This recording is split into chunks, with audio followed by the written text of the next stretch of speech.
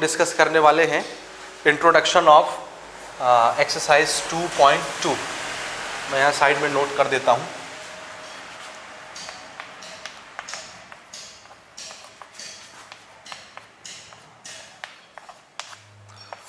Introduction, ठीक है। देखिए, इससे पहले के लेक्चर में हमने डिटेल से एक्सरसाइज 2.1 डिस्कस किया। उसमें हमने बहुत सारी चीज़ें पढ़ी related to Cartesian product of two set. दो सेट का Cartesian product that is A cross B, उसका क्या मीनिंग होता है, उसका क्या यूटिलाइजेशन होता है, उसको कैसे लिखते हैं, कैसे पढ़ते हैं, क्या यूज़ होता है, सारी चीज़ें, सारी प्रॉपर्टी हमने एक्सरसाइज 2.1 में डिस्कस कर ली हैं, ठीक है। अब उसी से रिलेटेड हमारा अगला अब कॉन्सेप्ट आ रहा है जो कि हमारे चैप्टर का नाम है। अब ओरिजिनल चीज़ यहाँ से स्टार्ट हो रही है। What is the name of our chapter? Relation and function. अब इसमें दो टर्म आ रहे हैं, एक रिलेशन आ रहा है, एक फंक्शन आ रहा है। तो इस दो टर्म में अब हम पहला टर्म डिस्कस करने जा रहे हैं जो कि हमारा एक्सरसाइज 2.2 का इंट्रोडक्शन बनने जा रहा है। This is relation. ये तो रिलेशन हम लोग डिस्कस करने जा रहे हैं। तो हेडिंग बनाइए आप लोग।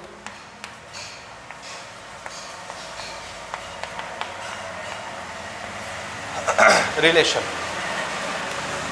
इसके डेफिनेशन पर अभी हम आएंगे और एनसीईआरटी में जो हमारा डेफिनेशन कोट किया गया है सेम टू सेम वही डेफिनेशन मैं भी यहाँ पर कोट करूँगा। लेकिन डेफिनेशन कोट करने से पहले मैं ये चाहता हूँ कि रिलेशन का एक्चुअल मीनिंग आपको समझ में आ जाए, ठीक है। तो अगर मैं सिर्फ इस वर्ड पर डिस्कस करूँ, इस वर्ड के बारे में आपसे पूछूँ रिलेशन, तो आप सब अभी क्लास 11th पढ़ रहे हैं और थोड़े से मैच्योर स्टूडेंट हो गए हैं, आपकी एज भी सफिशिएंट है चीज़ों को समझने के लिए। तो आप सब अच्छे से इसका मीनिंग समझते हैं कि रिलेशन का मतलब क्या होता है, ठीक है। हिंदी में इसको संबंध बोलते हैं, फंक्शन को फलन बोलते हैं हिंदी में। तो हिंदी में इस चैप्टर का नाम संबंध एवं फलन हो जाता है, ठीक है। तो संबंध या रिलेशन, इसका यूजुअल मीनिंग तो हम अपनी डे टू डे लाइफ में अच्छी तरह से समझते हैं कि एक मामा है तो दूसरा भांजा होगा, एक चाचा है तो दूसरा भतीजा होगा, एक बड़ा भाई है तो दूसरा छोटा भाई होगा, है ना। एक मम्मी है तो दूसरा बेटा होगा या बेटी होगी, समझ रहे। एक हस्बैंड है तो दूसरी वाइफ होगी। दिस इज द रिलेशन जो हम यूजुअली कॉमनली जानते हैं। तो रिलेशन आप सब पहचानते हैं कि इसका यूजुअल मीनिंग क्या होता है। अब इसमें एक चीज़ ध्यान दीजिए, जैसे ही कोई रिलेशन, कोई संबंध हम एक्सप्लेन करते हैं, बताते हैं, चाहे वो मामा हो, चाचा हो, भांजा हो, बड़ा भाई हो, छोटा भाई हो, मियाँ हो, बीवी हो, बॉयफ्रेंड हो, गर्लफ्रेंड हो, कोई भी एक रिलेशन जब हम मेंशन करते हैं तो रिलेशन को एक्सप्रेस करने के लिए कम से कम दो ऑब्जेक्ट होने जरूरी हैं। दो ऑब्जेक्ट होंगे तब तो हम उनका रिलेशन आपस में एक्सप्लेन करेंगे।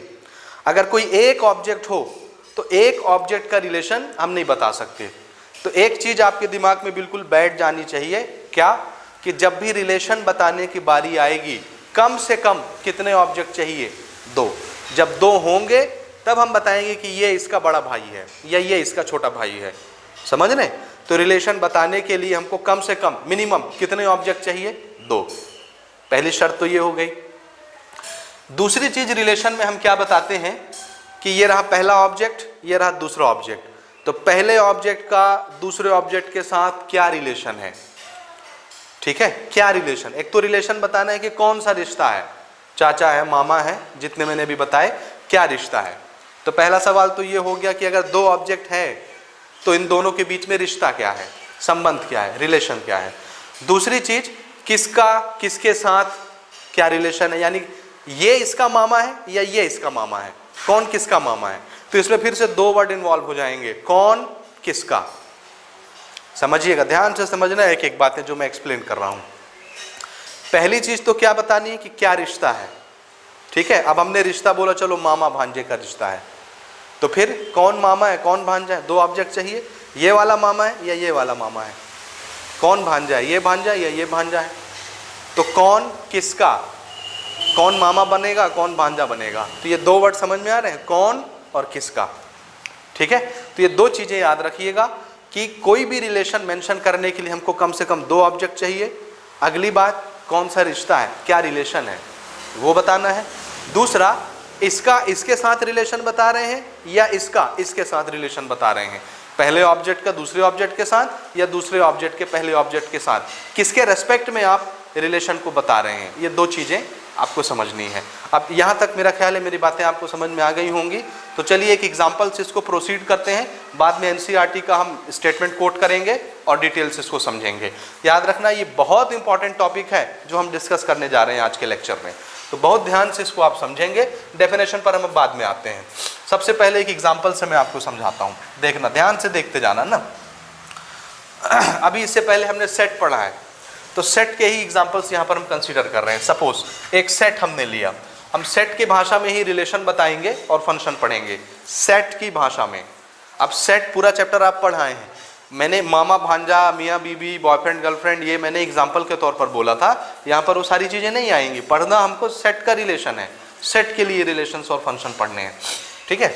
ओके, सपोज ध्यान से देखो, मेरे पास एक सेट ए है और इसके अंदर कुछ एलिमेंट आ रहे हैं, कोई भी एलिमेंट हम कंसीडर कर लेते हैं, जैसे 1 2 3, ये एक सेट है, ठीक बात। एक दूसरा सेट हम यहाँ पर ले रहे हैं, सेट बी, और सपोज इसके अंदर एलिमेंट आ रहे हैं 4 5 6, this is another set, set B. दो सेट हैं।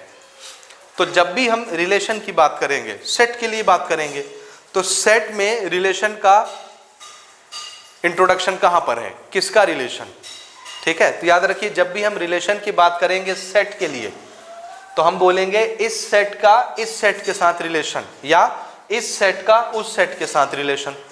तो जब भी ये वाला क्वेश्चन आए कि इस सेट का रिलेशन इस सेट के साथ, तो इसका एक्चुअल मतलब ये होगा कि इस सेट के एलिमेंट का रिलेशन दूसरे सेट के एलिमेंट के साथ। एलिमेंट का रिलेशन, सेट का रिलेशन, इसका एक्चुअल मतलब क्या होता है, इस सेट के अंदर जो एलिमेंट है दूसरे सेट के एलिमेंट से उनका क्या रिलेशन है। एलिमेंट का रिलेशन ही सेट का रिलेशन होता है, समझे।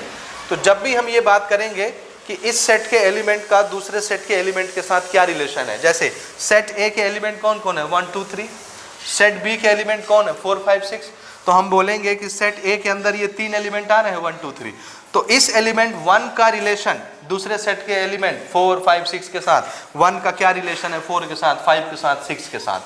फिर दूसरा एलिमेंट सेट ए का 2 है, इस 2 का रिलेशन दूसरे सेट बी के एलिमेंट 4 5 6 के साथ क्या रिलेशन है। इसी तरह 3 का 4 5 6 के साथ क्या रिलेशन है। ये हम ए का बी के रेस्पेक्ट में रिलेशन बता रहे हैं। तो रिलेशन का मतलब समझ में आ रहा है धीरे धीरे, सेट के रेस्पेक्ट में। इसको पढ़ेंगे कैसे, ध्यान से देखो ना कैसे पढ़ना है इसको। इसको हम पढ़ेंगे relation of elements of set A to elements of set B. पढ़ के देखो, relation of elements of set A to elements of set B, यानी सेट ए के एलिमेंट्स का रिलेशन सेट बी के एलिमेंट्स के साथ। This is basically we are using और we are use the word relation. Relation का word हम लोग कहाँ पर और किस माने में यूज करने वाले हैं, किस मीनिंग में, वो आपको समझ में आ रहा है ना। अभी समझते चलिएगा, जैसे जैसे एग्जाम्पल आएंगे वैसे वैसे चीज़ें क्लियर होती जाएंगी कि बेसिकली जो हम बात करते हैं कि सेट ए का सेट बी के साथ क्या रिलेशन है, इसका एक्चुअल मीनिंग क्या होता है कि सेट ए के एलिमेंट का सेट बी के एलिमेंट के साथ क्या रिलेशन है। 1 का 4 के साथ क्या रिलेशन है, 1 4 का मामा लगेगा कि चाचा लगेगा। 1 का 5 के साथ क्या रिलेशन है, 1 का 6 के साथ क्या रिलेशन है। 2 का 4 के साथ क्या रिलेशन है, 2 का 5 के साथ, 2 का 6 के साथ। ऐसे 3 का 4 के साथ, 3 का 5 के साथ, 3 का 6 के साथ क्या रिलेशन है, ठीक है। तो इस तरह से रिलेशन का मतलब हमको समझना है, और इसको हम स्टेटमेंट में लिखेंगे तो ये लिखेंगे relation of elements of set A to element of set B, या with element of set B. जो भी इंग्लिश में आप कोडिंग यूज करना चाहें वो यूज कर सकते हैं, ठीक है ना। अच्छा, अब अगर मैं रिलेशन बताना चाहूँ तो देखो क्या क्या रिलेशन बन सकते हैं, देखना ना। इसके पास 3 एलिमेंट है, इस सेट के पास भी 3 एलिमेंट है। तो मैं अगर बोलूँ कि 1 का इनके साथ क्या रिलेशन है, तो रिलेशन वही बनेगा ना, 1 का 4 के साथ कुछ रिलेशन हो सकता है। वो क्या रिलेशन है वो हम बाद में बात करते हैं। सपोज मैंने बोला 1 का 4 के साथ ये रिलेशन हो गया, फिर 1 का 5 के साथ ये रिलेशन हो गया, फिर 1 का 6 के साथ ये रिलेशन हो गया। इसी तरह से 2 का भी हो सकता है, सेट ए का ये एलिमेंट 2 सेट बी के सभी एलिमेंट के साथ क्या क्या रिलेशन बना सकता है। तो 2 4 के साथ भी कुछ ना कुछ रिलेशन में होगा, 2 5 के साथ भी कुछ ना कुछ रिलेशन में होगा, 2 6 के साथ भी कुछ ना कुछ रिलेशन में होगा। समझ रहे हैं? इसी तरह से 3 का भी रिलेशन 4 5 6 के साथ हो सकता है, उसको मैं यहाँ लिख देता हूँ। 3 का 4 के साथ कुछ रिलेशन, 3 का 5 के साथ कुछ रिलेशन, 3 का 6 के साथ कुछ रिलेशन। अब तो कोई एलिमेंट नहीं बचे। 1 का हमने 4 5 6 के साथ रिलेशन लिख लिया, 2 का 4 5 6 के साथ लिख लिया, 3 का 4 5 6 के साथ रिलेशन लिख लिया। जितने पॉसिबल रिलेशन बन सकते थे सेट ए के एलिमेंट के सेट बी के एलिमेंट के साथ, वो सब के सब हमने यहाँ पर लिख दिए। इससे ज़्यादा कोई रिलेशन नहीं बन सकता, क्योंकि जितने जितने एलिमेंट आ रहे थे हमने सबके पेयर बना के यहाँ पर सेट कर दिए। और अगर आप ध्यान से देखें, ध्यान से, तो ये पूरी की पूरी चीज एक्चुअल में क्या है जो हम पहले पढ़ चुके हैं, A cross B, Cartesian product of two set A and B. ये वही चीज आ गई ना जो हम एक्सरसाइज 2.1 में पढ़ रहे थे। ए क्रॉस बी इनका कार्टेशियन प्रोडक्ट क्या होता है? हर एलिमेंट का दूसरे सेट के हर एलिमेंट के साथ पेयर, एक ऑर्डर्ड पेयर। तो ये सब के सब क्या है? एक ऑर्डर्ड पेयर है। समझ में आ रही बात? ये सब के सब क्या है? एक ऑर्डर्ड पेयर है। तो ये क्या है? ए क्रॉस बी, यानी ए सेट और बी सेट का कार्टेशियन प्रोडक्ट है। तो हम क्या बात कर रहे थे कि सेट ए के एलिमेंट का सेट बी के एलिमेंट के साथ रिलेशन क्या है, वो रिलेशन हमने यहाँ पर लिखा। जितने पॉसिबल रिलेशन हो सकते थे सब हमने लिखा, और लिखने के बाद हमको क्या दिखा कि ये क्या चीज़ है एक्चुअल में, ए क्रॉस बी, यानी ए और बी सेट का कार्टेशियन प्रोडक्ट। तो एक्चुअल में जो रिलेशन हम लोग डिफाइन करने जा रहे हैं वो रिलेशन एक्चुअल में क्या चीज़ है? Cartesian product.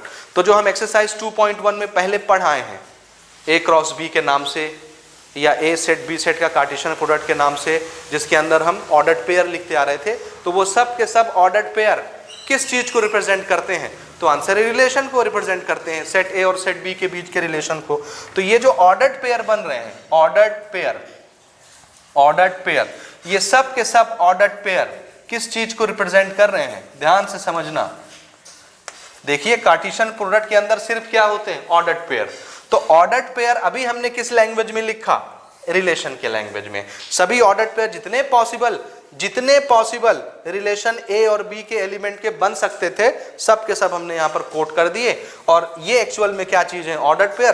तो जो कार्टेशियन प्रोडक्ट में हम ऑर्डर्ड पेयर के नाम से पढ़ाए हैं, वो ऑर्डर्ड पेयर एक्चुअल में किस चीज को रिप्रेजेंट करते हैं? सेट ए के एलिमेंट का सेट बी के एलिमेंट के साथ क्या रिलेशन है उसको रिप्रेजेंट करते हैं। ऑर्डर्ड पेयर किसको रिप्रेजेंट करते हैं? रिलेशन को। तो ये चीज याद रखिएगा कि यहां पर आने वाले हर ऑर्डर्ड पेयर किस चीज को रिप्रेजेंट करते हैं? ये रिप्रेजेंट करते हैं relation of elements of set A to elements of set B, जो हमने यहां पर लिखा है ये। तो ये जितने ऑर्डर्ड पेयर यहां आ रहे हैं, यही ऑर्डर्ड पेयर एक्चुअल में किसको रिप्रेजेंट करते हैं? रिलेशन को रिप्रेजेंट करते हैं। ठीक है ना? क्यों? क्योंकि देखो कार्टेशियन प्रोडक्ट में आपने पढ़ लिया है कि ये कैसे पेयर होते हैं? ऑर्डर्ड। कौन से ऑर्डर को फॉलो करने वाले? तो आंसर है हर ऑर्डर्ड पेयर में जो पहला एलिमेंट होता है वो पहले सेट ए से बिलोंग करता है, जो दूसरा एलिमेंट होता है वो दूसरे सेट से बिलोंग करता है। हर जगह जहां भी आप देखोगे ये ऑर्डर तो फॉलो होता है ना। समझ रहे हैं? अब ये जो चीज हम ऐसे लिखते हैं ऑर्डर्ड पेयर में, इसमें हम क्या बताते हैं? इसमें हम ये बताते हैं कि 1 का 4 के साथ कुछ रिलेशन है। अब वो क्या रिलेशन है वो हम आगे मेंशन करेंगे। 1 और 5 का रिलेशन, 1 और 6 का रिलेशन, 2 और 4 का रिलेशन, 2 और 5 का रिलेशन, सेट ए के एलिमेंट का सेट बी के एलिमेंट के साथ रिलेशन, सेट ए के एलिमेंट का सेट बी के साथ रिलेशन। तो ये जो ऑर्डर्ड पेयर है यही एक्चुअल में क्या रिप्रेजेंट करता है? पहले सेट के एलिमेंट का दूसरे सेट के एलिमेंट के साथ क्या रिलेशन है। ये देखो, ये एक रिलेशन को रिप्रेजेंट करता है। तो जो हम ऑर्डर्ड पेयर के नाम से पहले पढ़ाए हैं वही चीज एक्चुअल में किस चीज को रिप्रेजेंट करती है? एक रिलेशन को रिप्रेजेंट करती है। अब यहां तक मेरा ख्याल है बात आपको समझ में आ गई होगी। तो जितने पॉसिबल रिलेशन बन सकते थे उन सब को हमने लिख दिया और उसको हम क्या बोलते हैं? A cross B. तो कार्टेशियन प्रोडक्ट के अंदर जितने एलिमेंट आते हैं यानी ऑर्डर्ड पेयर आते हैं वो टोटल नंबर ऑफ पॉसिबिलिटीज हो गए रिलेशन की कि सेट ए के एलिमेंट और सेट बी के एलिमेंट्स के बीच में एंटायर पॉसिबिलिटीज जो रिलेशन की बन सकती है वो सब के सब यहाँ पर लिखे हुए हैं। इसके अलावा दूसरा कोई पॉसिबिलिटी, कोई रिलेशन आप नहीं बना सकते, सब हमने यहाँ पर बना दिए। ठीक है, आप फिर से अब यहाँ पर कुछ कंडीशंस मैं लगा रहा हूँ, उन कंडीशंस को ध्यान से देखिए। अलग अलग कंडीशंस पर अलग अलग रिलेशन बन सकते हैं। रिलेशन बेसिकली, ध्यान से समझना, रिलेशन बेसिकली एक कंडीशन के ऊपर डिपेंड करता है। जो कंडीशन हम लगाएंगे, ये तो जो हमने यहाँ पर लिखा, थोड़ा सा यूजुअल मीनिंग समझिएगा। यहाँ पर जितनी चीज हमने लिख दी ये एंटायर पॉसिबिलिटीज हैं रिलेशन की, सेट ए के एलिमेंट और सेट बी के एलिमेंट के साथ। एंटायर पॉसिबिलिटी, जितनी पॉसिबिलिटीज हो सकती थी सब की सब आ गई, जितनी रिलेशन हो सकती थी, जितने संबंध हो सकते थे सब के सब हमने यहाँ पर लिख दिए। इससे ज़्यादा अब और कोई भी संबंध, कोई भी रिलेशन नहीं हो सकता। ये तो एंटायर पॉसिबिलिटीज हो गई, और एंटायर पॉसिबिलिटीज को ही क्या बोलते हैं? Cartesian product. ठीक बात। दूसरी चीज, अब अगर मैं कोई कंडीशन लगाता हूँ, जैसे ये सभी रिश्ते यहाँ आ गए, अब मैं बोलता हूँ इसमें से मामा भांजे वाले रिश्ते उठा लो, वो वाला रिलेशन उठा लो, तो जहां जहां जो जो मामा भांजे वाला रिलेशन दिखाता होगा उसको हम उठा लेंगे। मैं बोलूंगा हस्बैंड वाइफ वाला रिलेशन उठा लो, तो जो जो हस्बैंड वाइफ वाले रिलेशन होंगे वो वाले ऑर्डर पर हम उठा लेंगे। समझ रहे हो? अब डिपेंड करता है कि कंडीशन कैसा आ रहा है, और रिलेशन की जो कंडीशन आएगी वैसा रिलेशन बनता जाएगा। ठीक। अब उससे पहले एक छोटी सी चीज, रिलेशन को कैसे रिप्रेजेंट करते हैं। हमको बताना है कि सेट ए के एलिमेंट और सेट बी के एलिमेंट्स का आपस में कुछ रिलेशन है। फिर से, सेट ए के एलिमेंट का रिलेशन सेट बी के एलिमेंट के साथ बता रहे हैं, ए का बी के साथ, तो इसको कैसे रिप्रेजेंट करेंगे। दूसरा, बी के एलिमेंट का रिलेशन ए के एलिमेंट के साथ अगर हम बताएंगे तो इसको कैसे रिप्रेजेंट करेंगे। तो हमने यहां पर जो स्टेटमेंट लिखा है ये स्टेटमेंट, मैथमेटिकली इसको कैसे दिखाते हैं, इसको ऐसे दिखाते हैं मैथमेटिकली। देखो यहां पर relation from set A to set B, ये ऐसे एरो लगा के, ये इतने बड़े स्टेटमेंट को लिखने का छोटा सा तरीका मैथमेटिकली, इतना बड़ा स्टेटमेंट मैथमेटिकली इतने छोटे से वर्ड में आ जाता है। Relation from set A to set B ऐसे भी बोल सकते हो, या ये पूरा स्टेटमेंट भी पढ़ सकते हो, relation of elements of set A to elements of set B, या शॉर्टकट में relation from set A to set B, या relation from A to B. और ज्यादा शॉर्टकट अगर हमको बनाना है तो हम क्या पढ़ेंगे, relation from A to B. अभी हम ए और बी का रिलेशन देख रहे हैं, ए का रिलेशन बी के साथ देख रहे हैं, और अगर हम बी का रिलेशन ए के साथ देखेंगे तो यहाँ क्या लिख देंगे, बी और यहाँ ए। बात समझ में आई? ये मैथमेटिकल रिप्रेजेंटेशन है इसको बनाने का। अब देखो अलग अलग कंडीशन अगर मैं इसमें लगाऊं तो रिलेशन कैसे कैसे बदलते जाएंगे और उसका रूप कैसे कैसे निखरता जाएगा। जैसे कंडीशन नंबर 1 देखो, ध्यान से समझना। कंडीशन नंबर 1 देखिए। ठीक है, सबसे पहले देखो मैं क्या कर रहा हूं, मैं एक रिलेशन बताना चाहता हूं सेट ए के एलिमेंट का सेट बी के एलिमेंट के साथ, ए का बी के साथ। ध्यान से समझना। तो मैंने मैथमेटिकली इसको ऐसे रिप्रेजेंट करना है कि ए का बी के साथ रिलेशन बताना है। ये चीज समझ गया? ए का बी के साथ मुझे रिलेशन बताना है। अब मैं कुछ कंडीशन लगा रहा हूं, वो कंडीशन समझिएगा क्या है। आप देख रहा ना, हमको एक रिलेशन बताना है, कैसा देखिएगा। फिर से, रिलेशन में कौन कौन से एलिमेंट आएंगे, क्या आएगा? तो आंसर है ऑर्डर्ड पेयर आएंगे, क्योंकि यहां पर हमने डिस्कस किया कि ऑर्डर्ड पेयर ही किसको रिप्रेजेंट करते हैं, सेट ए और बी के एलिमेंट के आपस के रिलेशन को रिप्रेजेंट करते हैं ऑर्डर्ड पेयर। तो रिलेशन के अंदर जो एलिमेंट आएंगे वो भी खुद कौन होंगे, ऑर्डर्ड पेयर, क्योंकि ऑर्डर्ड पेयर ही तो रिलेशन को रिप्रेजेंट करते हैं। यहां पर हमने भी एक्सप्लेन किया। तो इसके अंदर क्या आएंगे, कुछ ऑर्डर्ड पेयर आएंगे। अब उस ऑर्डर्ड पेयर में हम बात करेंगे कि कौन सा रिलेशन हमको चाहिए। जैसे सपोज करिए मैंने बोला रिलेशन के अंदर क्या आएंगे, कुछ ना कुछ ऑर्डर्ड पेयर आएंगे। तो मैंने बोला ये कोई ऑर्डर्ड पेयर होगा, लेकिन इसका रिलेशन क्या होगा उसको देखिए। यहां पर रिलेशन हम मेंशन करने जा रहे हैं। तो पहली कंडीशन मैं ये लगा रहा हूं कि एक रिलेशन हमने लिया जिसके अंदर कुछ ऑर्डर्ड पेयर होंगे, क्योंकि ऑर्डर्ड पेयर ही रिलेशन को रिप्रेजेंट करते हैं। ऑर्डर्ड पेयर ही रिलेशन को रिप्रेजेंट करते हैं कि इस एलिमेंट का इस एलिमेंट के साथ क्या रिलेशन है। ये पहले सेट से बिलोंग करने वाला एलिमेंट है, ये दूसरे सेट से बिलोंग करने वाला एलिमेंट है। ये देखो, ये पहले सेट से बिलोंग करने वाला एलिमेंट है, ये दूसरे सेट से बिलोंग करने वाला एलिमेंट है। तो इस एलिमेंट का इस एलिमेंट के साथ क्या रिलेशन है? पहले सेट से बिलोंग करने वाला एलिमेंट, दूसरे सेट से बिलोंग करने वाला एलिमेंट। तो इसका इसके साथ क्या रिलेशन है, वो रिलेशन हम यहां पर बताएंगे क्या रिलेशन है। तो हम देखो यहां पर कंडीशन लगा रहे हैं, सच दैट कंडीशन क्या होगी, कुछ भी लगा सकते हैं। जैसे जो दूसरे सेट का एलिमेंट होगा, जो दूसरा एलिमेंट होगा वो कैसा होना चाहिए? तो आंसर है पहले सेट के एलिमेंट से 3 ज्यादा होना चाहिए। पहले सेट के एलिमेंट से 3 ज्यादा होना चाहिए। ये कंडीशन लग गई। इसी कंडीशन की वजह से अलग अलग रिलेशन हमको मिलते जाएंगे। जैसी कंडीशन होगी वैसा रिलेशन मिलता जाएगा। टोटल नंबर ऑफ रिलेशन, जितने पॉसिबल रिलेशन हो सकते थे वो सब यहां आ गए और उसको क्या बोलते हैं? Cartesian product. ये क्या चीज है? अगर एक शब्द में बोले तो इसको हम बोलेंगे total number of possible relation. ये जितने एंटायर पॉसिबिलिटीज हो सकती हैं सेट ए के एलिमेंट का सेट बी के एलिमेंट के साथ रिलेशन का, एंटायर पॉसिबिलिटीज वो कार्टेशियन प्रोडक्ट में आ जाती है। अब अगर हम कुछ कुछ इसमें से, जैसे मामा वाला उठा लिया, हस्बैंड वाइफ वाला उठा लिया, चाचा भतीजे वाला उठा लिया, तो वो फिर पर्टिकुलर ऐसे बनते जाएंगे। ये कंडीशन हम लगाते जा रहे हैं। मान लो ये मामा चाचे वाला कंडीशन हमने लगा दिया, मामा भांजे वाला, ठीक है। अच्छा, इसको थोड़ा सा छोटा लिखता हूँ क्योंकि मुझे थोड़ी उधर भी जगह की जरूरत पड़ेगी, ठीक है। मैंने बोला दिस इज रिलेशन, और ये क्या होगा, इसके अंदर जरूर कोई ना कोई ऑर्डर्ड पेयर आएगा।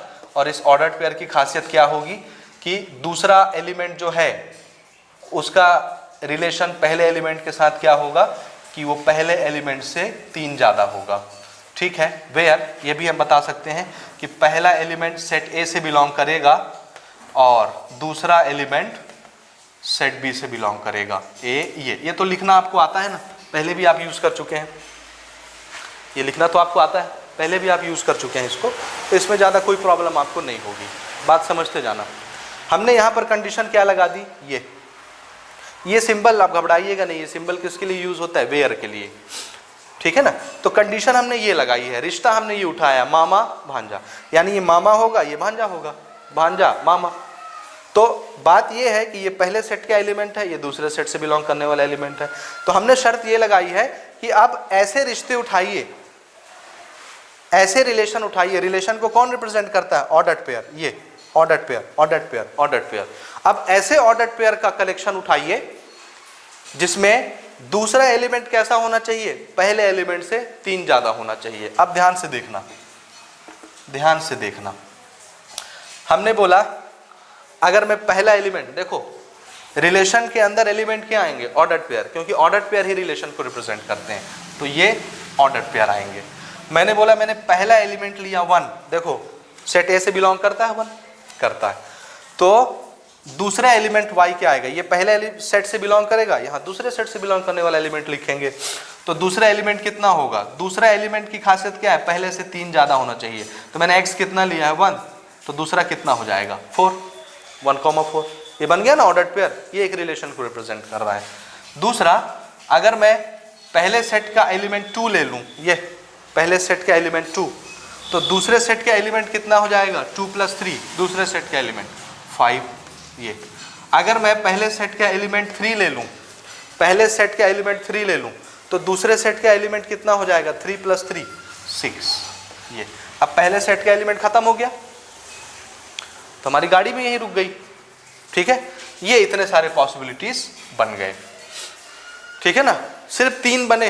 देखो टोटल नंबर ऑफ रिलेशन कितने बन सकते थे? इतने, जो इस कार्टेशियन प्रोडक्ट के अंदर आ रहे थे। टोटल पॉसिबल रिलेशनशिप जो सेट ए और सेट बी के एलिमेंट के बीच में बन सकती थी वो ये है आपके सामने कार्टेशियन प्रोडक्ट के अंदर। लेकिन उसमें से हमने अब शर्त लगा दी कि भैया मामा भांजे बस को उठाओ। तो मामा भांजे कौन कौन उठ गए? ये उठ गया, और कौन उठ गया? ये उठ गया, और कौन उठ गया? ये उठ गया। देख लो, चेक कर लो, 1,4, 2,5, 3,6। ये शर्त हमने लगा दी। दिस इज द कंडीशन, कि अब ये वाला रिलेशन आपको उठाना है, तो ये सब अब कहाँ से उठ के आए, इसी के अंदर से उठ के आए, यहाँ हमने लिख दिया। बात समझ में आ रही है, ये हमने लिख दिया। सो this is the particular relation जो इस कंडीशन को सेटिस्फाइड कर रहे हैं, ठीक है। अच्छा, अगर मैं इसमें दूसरी शर्त लगाऊं, दूसरी शर्त क्या होगी, दूसरी शर्त देखो, दूसरी शर्त यहां पर हम ये लगाएं कि फिर से हम यही वाला रिलेशन दिखाना चाहते हैं, सेट ए के एलिमेंट का रिलेशन सेट बी के एलिमेंट के साथ। लेकिन अब की बार देखो मैं कंडीशन चेंज कर रहा हूं, मैं यहां पर कंडीशन ये लगा रहा हूं, देखो रिलेशन के अंदर तो ऑर्डर्ड पेयर ही आएगा, क्योंकि ऑर्डर्ड पेयर ही रिलेशन एक्सप्रेस करता है कि पहले एलिमेंट का सेट दूसरे सेट के एलिमेंट के साथ क्या रिलेशन है। ऑर्डर्ड पेयर रिलेशन को रिप्रेजेंट करता है। अब यहां पर देखो शर्त हम ये लगा दे रहे हैं कि दूसरा जो एलिमेंट है, दूसरा एलिमेंट वो पहले एलिमेंट से कैसा होना चाहिए, तो आंसर है 4 ज़्यादा होना चाहिए। Where first elements belong to set A and second elements belong to set B, ये ठीक है। कोई भी कंडीशन आप लगा सकते हैं, मैं एक जनरल एग्जांपल ले रहा हूं, जनरल एग्जांपल, घबराइएगा नहीं ना, एक जनरल एग्जांपल ले रहा हूं। तो इसी चीज को अब हम कैसे लिखेंगे, देखो अब क्या है, रिलेशन के अंदर तो ऑर्डर्ड पेयर ही आएंगे, क्योंकि ऑर्डर्ड पेयर ही रिलेशन को दिखाते हैं, पहले दूसरे एलिमेंट में क्या रिलेशन है, तो आना तो ऑर्डर्ड पेयर है। लेकिन शर्त क्या है, अब ऐसे ऑर्डर्ड पेयर आएंगे जो कौन सी कंडीशन को फुलफिल करेंगे, हस्बैंड वाइफ वाले कंडीशन को फुलफिल करेंगे। यानी सेट ए का जो एलिमेंट है पहला एलिमेंट, तो बी वाले का एलिमेंट क्या आएगा, जो उससे 4 ज्यादा होगा। जैसे सेट ए का मैं अगर एलिमेंट लेता हूं 1 तो सेट बी का एलिमेंट क्या हो जाएगा, 1 + 4 5 हो जाएगा। ओके, फिर से सेट ए का अगर मैं एलिमेंट लेता हूं 2 तो सेट बी का एलिमेंट क्या बन जाएगा, 2 + 4 6, ठीक। ओके, सेट ए का अगर मैं एलिमेंट लेता हूं 3 तो इस कंडीशन के हिसाब से सेट बी का जो एलिमेंट है y वो क्या आ जाएगा, 3 + 4 7, ये कंडीशन बनेगी। समझ रहे हो, ये वाली कंडीशन बनी। अब देखो यहां पर रिलेशन में मैंने आपको बताया कि x जो है वो पहले सेट से बिलोंग करेगा और y जो है वो दूसरे सेट से बिलोंग करेगा। यहां पर देखो x में क्या आया, 1 2 3, पहले सेट से बिलोंग करने वाले 1 2 3, ठीक है। दूसरे सेट से बिलोंग करने वाले 5 6 7, 5 है 6 है 7 नहीं है, तो 7 तो है ही नहीं सेट बी के अंदर, तो ये वाला रिलेशन पॉसिबल नहीं है, इसलिए इसको हम छोड़ देंगे, क्योंकि इस बी सेट के अंदर 7 नहीं आता, तो इस 3 का रिलेशन 7 है ही नहीं, तो उसके साथ कैसे बनेगा, इसलिए उस कंडीशन को हम छोड़ देंगे। तो रिलेशन सिर्फ क्या बनेगा, 1,5 2,6 और बस हो गया, ये रिलेशन आ गया। ये पहला रिलेशन, चलो मैंने इसको नाम दे दिया R1, ये पहला रिलेशन R1। इस रिलेशन का मैंने बोला दूसरा रिलेशन में बता रहा हूँ R2, ठीक है। तो दूसरा रिलेशन देख लो क्या आया, 1,5 2,6। देखो 1,5 ये जितने पॉसिबल रिलेशन हो सकते थे उसमें आता है कि नहीं, ये आ रहा है 1,5, 2,6 ये आ रहा है 2,6। तो इसी में से कार्टेशियन प्रोडक्ट यानी टोटल जो पॉसिबिलिटीज बन रही थी रिलेशन की, सेट ए के एलिमेंट और सेट बी के एलिमेंट्स की, उसी में से उठ करके ये एक नया रिलेशन बन गया जब हमने ये वाली कंडीशन लगाई। अगर मैं एक तीसरा कंडीशन लगाऊं, ध्यान से देखना, तीसरा कंडीशन अगर मैं लगाता हूं, अभी भी मैं क्या बता रहा हूं, सेट ए के एलिमेंट का सेट बी के एलिमेंट के साथ रिलेशन बता रहा हूं, और अब मैं शर्त क्या लगा रहा हूं, देखो तीसरा रिलेशन जो होगा वो कैसा होगा, तो आंसर है वो ऐसा होना चाहिए, होगा तो ऑर्डर्ड पेयर, लेकिन यहां पर जो हमारा सेकंड एलिमेंट है, सेकंड एलिमेंट वो पहले एलिमेंट से बड़ा होना चाहिए। x फर्स्ट सेट का एलिमेंट है और y दूसरे सेट का एलिमेंट है, तो ये पहला एलिमेंट, ये दूसरा एलिमेंट, ये पहले सेट का, ये दूसरे सेट का, तो दूसरे सेट का जो एलिमेंट है सेकंड एलिमेंट वो पहले एलिमेंट से बड़ा होना चाहिए। वो सारी कंडीशन एज इट इज रहेंगी कि x जो है पहले सेट से बिलोंग करेगा, y जो है दूसरे सेट से बिलोंग करेगा, वो एज इट इज रहेंगे, उसको छोड़िए, ठीक है। ये सारी चीज़ें हो गई। अच्छा, तो अब कैसे करेंगे, अब कौन कौन सी पॉसिबिलिटीज आ सकती हैं, देखो R3 हमको लिखना है और सब यहाँ ऑर्डर्ड पेयर लिखे जाएंगे। इसमें शर्त क्या होगी कि दूसरा एलिमेंट पहले एलिमेंट से बड़ा होना चाहिए। वो जितने पेयर आ रहे हैं सबको उठा लो। तो यहाँ पर देखो कार्टेशियन प्रोडक्ट में 4 इससे बड़ा है तो ये ले लेंगे, 5 इससे बड़ा है ले लेंगे, 6 इससे बड़ा है ले लेंगे, 4 इससे बड़ा है ले लेंगे। सभी को देखोगे तो सभी के सेकंड एलिमेंट फर्स्ट एलिमेंट से बड़े हैं, पूरा एज इट इज़ यहाँ पर हम उठा लेंगे। तो हम पूरा का पूरा उठा लेते हैं। मैं इसको नोट करता हूँ, जब तक आप इसको पॉज करके, अगर आपने इसको नोट नहीं किया तो नोट करें और मैं आगे कंटिन्यू करता हूँ, ठीक है। तो जो शर्त यहाँ पर हमने लगाई है कि सेकंड एलिमेंट फर्स्ट एलिमेंट से बड़ा होना चाहिए, तो हमने देखा कि कार्टेशियन प्रोडक्ट के अंदर जितने रिलेशन आ रहे थे, जितने ऑर्डर्ड पेयर आ रहे थे, हर ऑर्डर्ड पेयर के अंदर सेकंड एलिमेंट फर्स्ट एलिमेंट से बड़ा था। तो पूरे के पूरे उठ के यहाँ पर आ गए, पूरे के पूरे उठ के आ गए, ठीक है। तो ये एक थर्ड रिलेशन बन गया, ठीक है ना।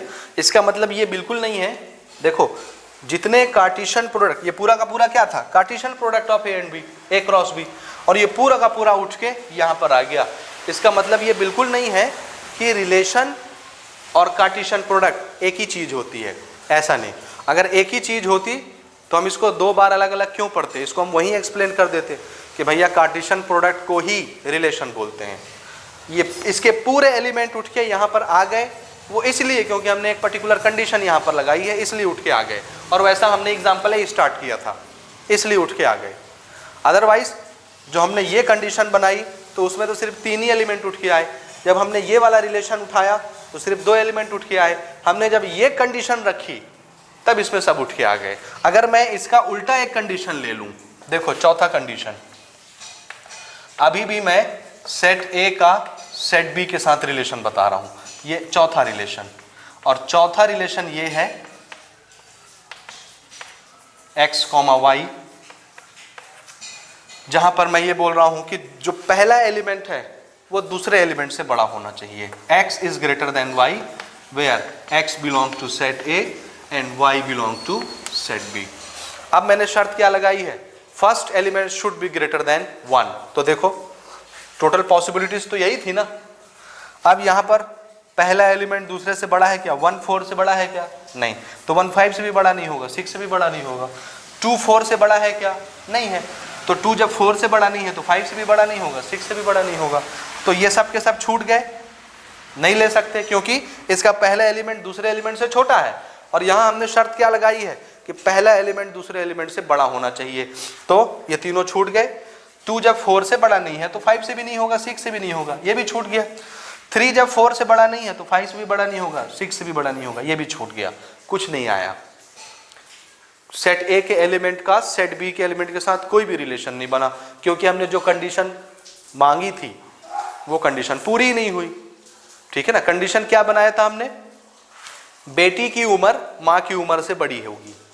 देखो y को मम्मी मान लो, x को बेटी मान लो। बेटी की उम्र मम्मी की उम्र से बड़ी होगी, हो सकती है क्या, कभी नहीं हो सकती। तो आपको कुछ मिला, सेट ए के एलिमेंट का सेट बी के एलिमेंट के साथ कोई भी रिलेशन बना क्या, नहीं बना। जब कुछ भी नहीं बना तो ये सेट कैसा रहा, खाली। और खाली को अपन क्या बोलते हैं, नल सेट, एम्प्टी सेट। तो ये क्या बन गया, एम्प्टी सेट बन गया। तो ये इस तरह के मैंने 2-4 एग्जाम्पल आपको दिए हैं सिर्फ आपको समझाने के लिए। यहाँ तक बात आपको समझ में आ गई। देख लो अलग अलग एग्जाम्पल, सेट ए और सेट बी के एलिमेंट का आपस में रिलेशन, जितने पॉसिबल रिलेशन बन सकते थे उन सबको यहाँ पर हमने लिखा। और इसी को क्या बोलते हैं, Cartesian product of set A and set B. तो ये सब के सब जो ऑर्डर्ड पेयर यहाँ पर तुमको दिख रहे हैं, ये ऑर्डर्ड पेयर ही एक्चुअल में किसको रिप्रेजेंट कर रहे हैं, रिलेशन को। कि सेट ए और सेट बी के एलिमेंट के बीच में क्या रिलेशन है, उसको रिप्रेजेंट कौन करता है, ऑर्डर्ड पेयर। तो ऑर्डर्ड पेयर रिलेशन को रिप्रेजेंट करने वाले मटेरियल बन गए, है ना। अब ये टोटल जितने पॉसिबिलिटीज हो सकती थी ए और बी के रिलेशनशिप में, वो सब हमने यहाँ पर नोट कर दिए। अब अगर हम अलग अलग कंडीशन लगाते जाएं तो जो उस रिलेशन को फुलफिल करते होंगे वो उठ के यहाँ आते जाएंगे, है ना।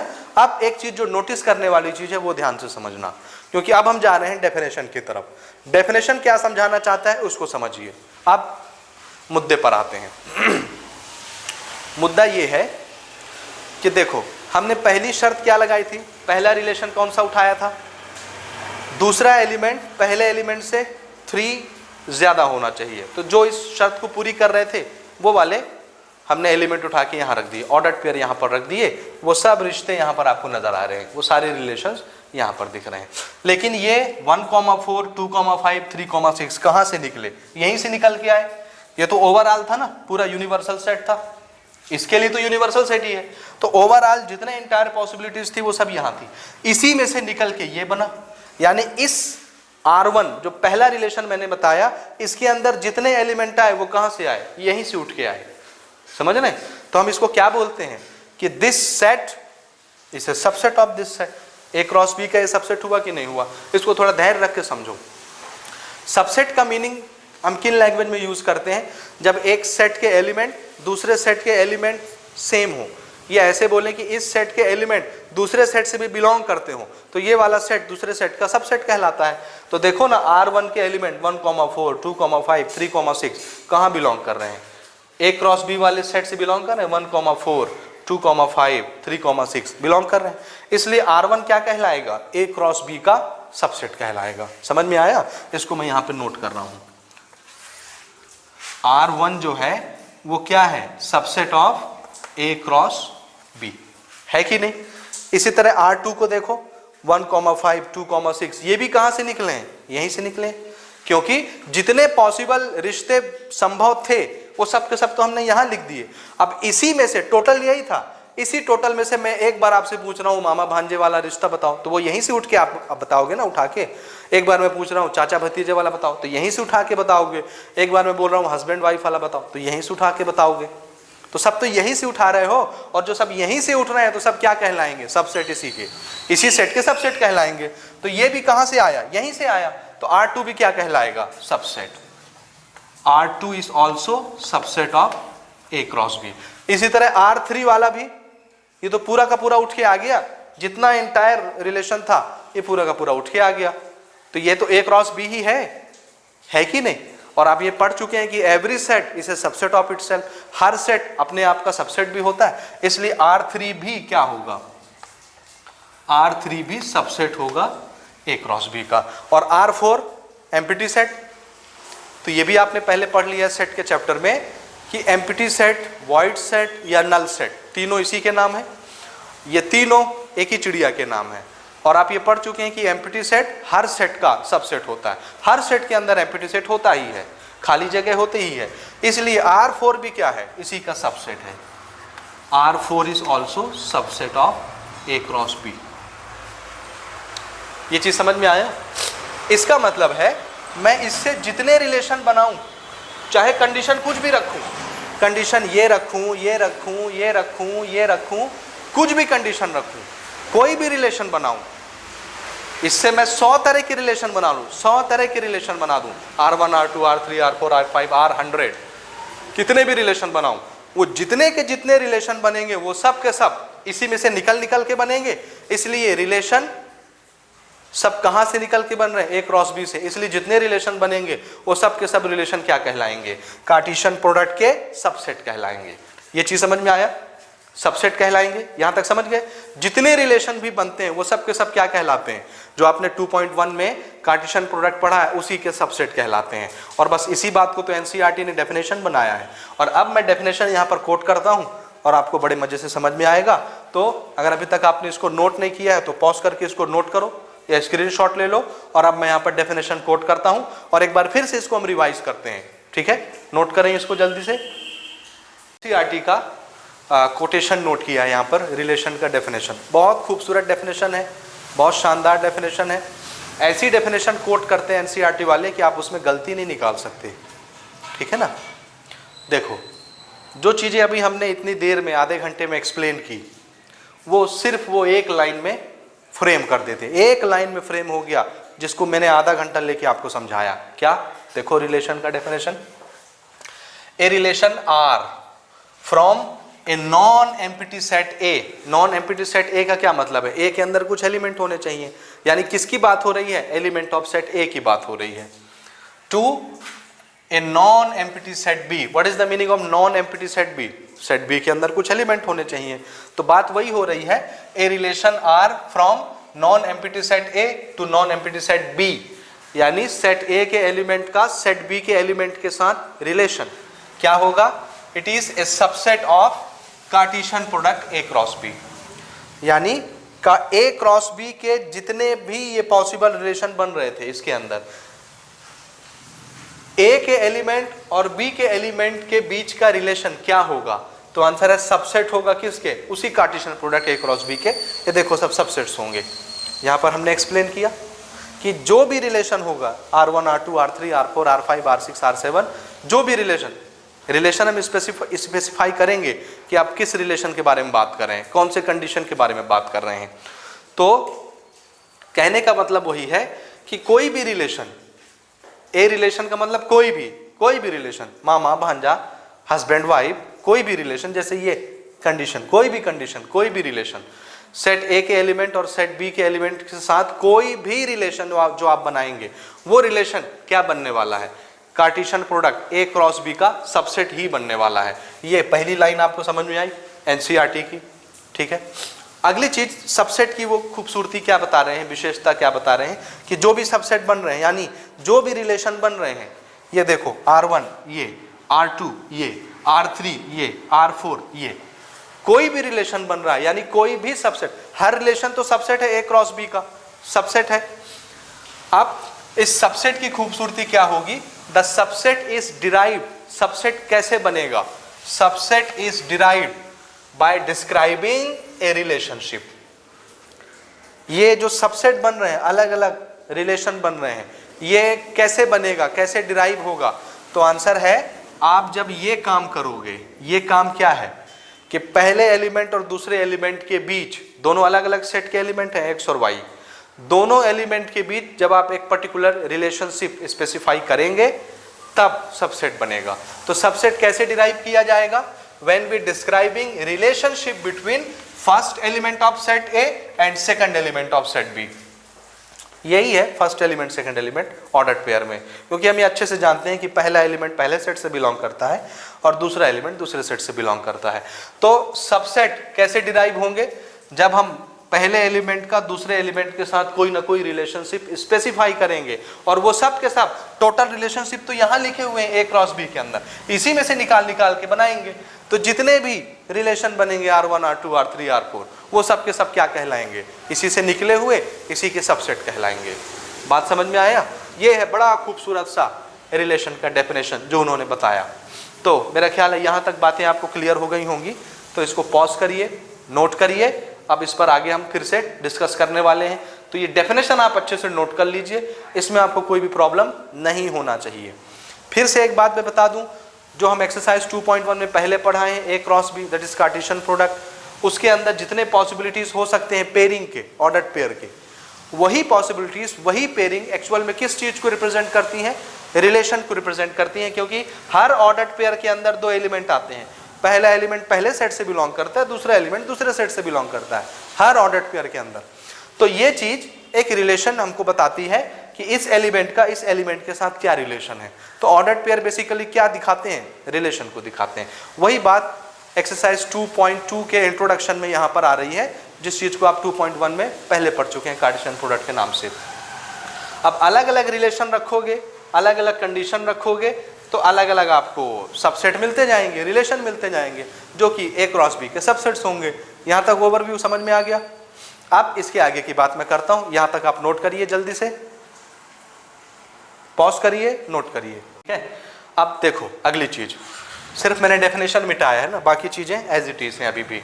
इसी एग्जाम्पल की हेल्प से हम आपको अब कुछ नॉमेनक्लेचर सिखाते हैं कि यहाँ पर हम कॉमन जो नाम आएंगे वो हम यूज करेंगे और उसका मीनिंग हमको समझ में आना चाहिए, ठीक है। पहली चीज देखो, यहाँ पर हमारे पास मैंने 4 कंडीशन लिया था, ये R1, ये R2, ये R3 दिख रहा है, ये R4, ठीक है। अब इसमें नाम देखते जाओ ना, नाम हम स्पेसिफाई करेंगे, उसका मीनिंग समझेंगे और उसको आगे बढ़ते जाएंगे, ठीक है। अब ध्यान से समझना, जैसे ये पहला रिलेशन है, रिलेशन की बात कर रहा हूं मैं। रिलेशन याद रखना अपने आप में एक सेट होता है।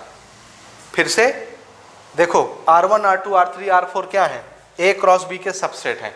सबसेट कोई एलिमेंट नहीं बन सकता, ये हम सेट में पहले बात कर चुके हैं। सबसेट जब भी बनेगा वो अपने आप में एक सेट होगा। तो याद रखना R1 R2 R3 जितने रिलेशन आप बनाओगे वो सब के सब क्या होंगे, अपने आप में एक सेट होंगे। तो ये सब क्या है, R1 R2 R3 R4 set है अपने आप में, ठीक है ना। अच्छा, मैं क्या बात कर रहा हूँ, सपोज ये R1 में ले रहा हूँ, R1 का पहला एलिमेंट ये है 1,4 ऑर्डर्ड पेयर एलिमेंट होता है। अगर ये सेट है तो इस सेट का एलिमेंट ये ऑर्डर्ड पेयर हो गया, रिलेशन हो गया, समझ रहे हैं। तो ये ऑर्डर्ड पेयर, अब इसको ध्यान से समझो, ध्यान से समझना, पूरा ध्यान यही है ना आपका। इसको उठा रहा हूं ना मैं 1,4, ध्यान से देखो, थोड़ा बड़ा लिख रहा हूं 1,4, ये ब्रैकेट में ऐसे लिखा मैं, ये क्या है, ऑर्डर्ड पेयर। रिलेशन के अंदर की बात हो रही है यहां, अभी मैं बात नहीं कर रहा कार्टेशियन प्रोडक्ट की बात मैं नहीं कर रहा, अभी मैं किसकी बात कर रहा हूं, रिलेशन की, इसकी इसकी इसकी इसकी, रिलेशन के कॉन्टेक्स्ट में मैं बात करने जा रहा हूं, रिलेशन के कॉन्टेक्स्ट में मैं बात करने जा रहा हूं, ठीक है। तो रिलेशन में ये जो ऑर्डर्ड पेयर आते हैं जो हमको रिलेशन बताते हैं कि 1 का 4 के साथ रिलेशन, 2 का 5 के साथ, 3 का 6 के साथ रिलेशन, इसकी बात कर रही है जो ऑर्डर्ड पेयर लिखा हुआ है। इसमें ध्यान से देखो, ये जो चीज लिखी होती है ये इसको हम क्या बोलते हैं, ये फर्स्ट एलिमेंट, ये सेकंड एलिमेंट बोलते हैं, क्या बोलते हैं भाई इसको, सेकंड एलिमेंट। ये क्या है, फर्स्ट एलिमेंट, ये क्या है, सेकंड एलिमेंट। तो हर ऑर्डर्ड पेयर का, ये देखो रिलेशन के अंदर हर ऑर्डर्ड पेयर, कोई भी ऑर्डर्ड पेयर हो, ये ले लो, ये ले लो, ये ले लो, ये लो, कोई भी ऑर्डर्ड पेयर रिलेशन के अंदर, रिलेशन के अंदर कोई भी ऑर्डर्ड पेयर, उसका जो सेकंड एलिमेंट होता है, second element is called image, image of first element. ये आपको याद रखना है, ये तो ये सेकंड एलिमेंट क्या कहलाएगा, इमेज।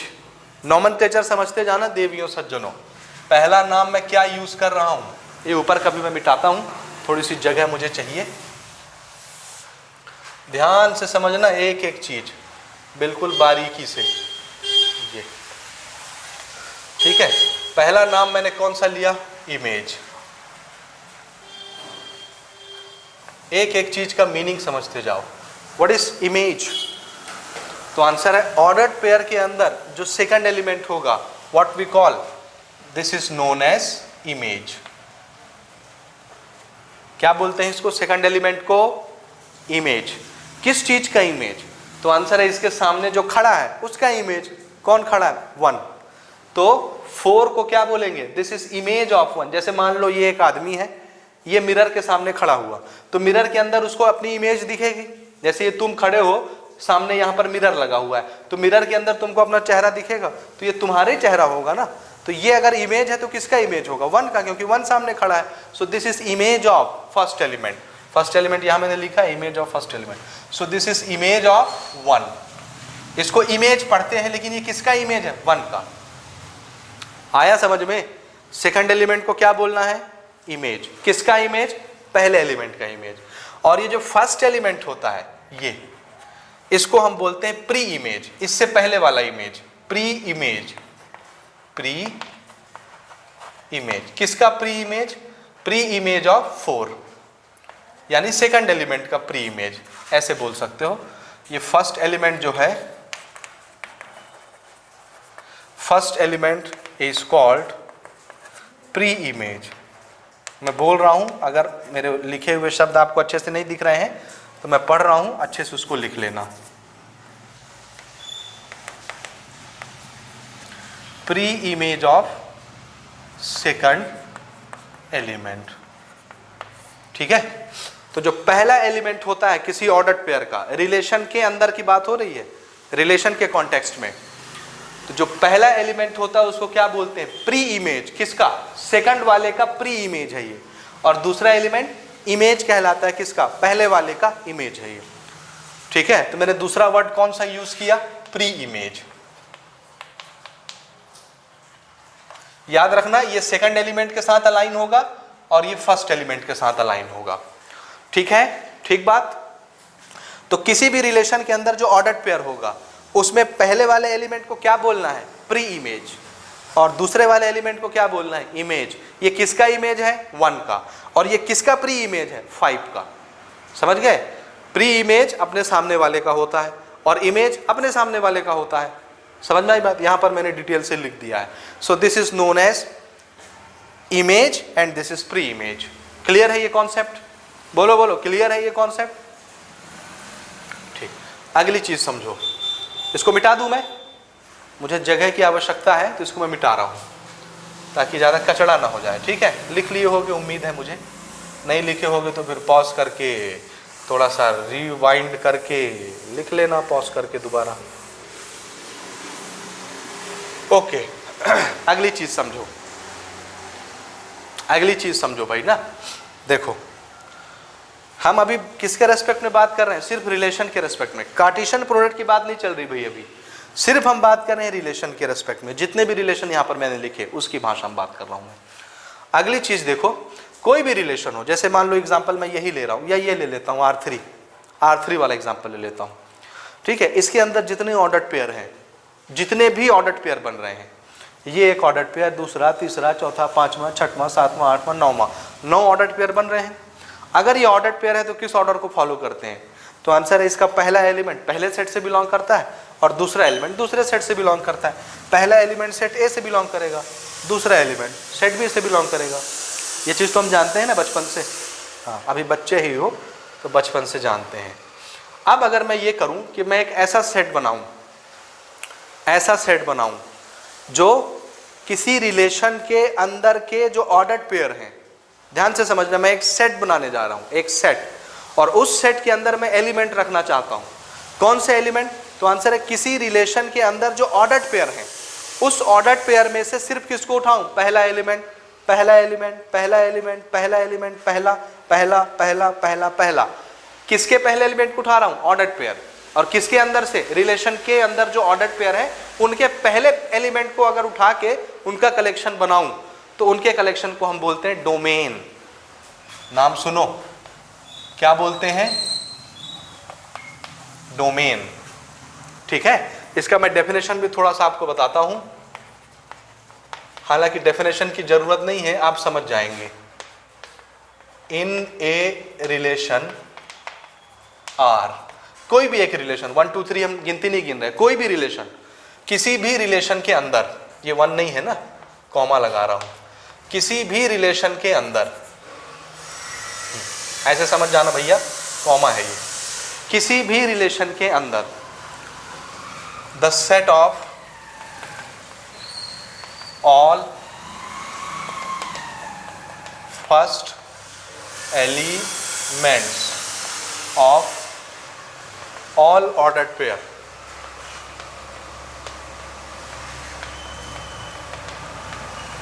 यानी जितने ऑर्डर्ड पेयर हैं एक रिलेशन के अंदर, जितने ऑर्डर्ड पेयर हैं, हर ऑर्डर्ड पेयर में से पहले एलिमेंट का कलेक्शन, उसका सेट क्या कहलाता है, डोमेन कहलाता है।